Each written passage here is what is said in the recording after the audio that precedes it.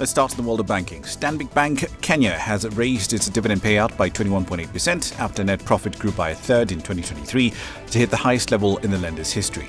Defying a challenging business environment, the bank reported a 34.2% rise in net profit as interest income and non-funded income went up. Loans and advances to clients grew from about $1.8 billion to $2.5 billion by the end of December. The bank's results beat analysts' expectations of a drop in pre-tax earnings. The oil and gas exploration company TotalEnergies swung into a loss in 2023 after cutting the value of reserves in one of its West African oil fields.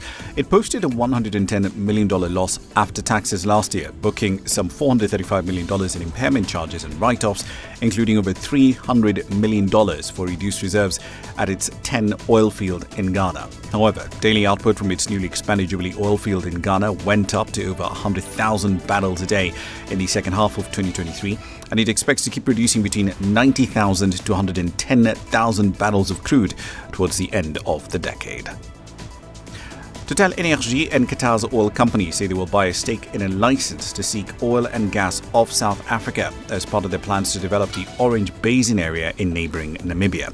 The French company will buy a 33% stake.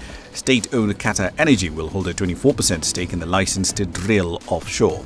The two companies did not disclose the value of the deal. The Orange Basin is largely unexplored, with dozens of legacy wells drilled in the shallow shelf waters along South Africa's coastline. Abu Dhabi's Etihad Airways is gearing up for potential IPO. That's after its revenues rose last year on the back of a 40% boost in passenger numbers.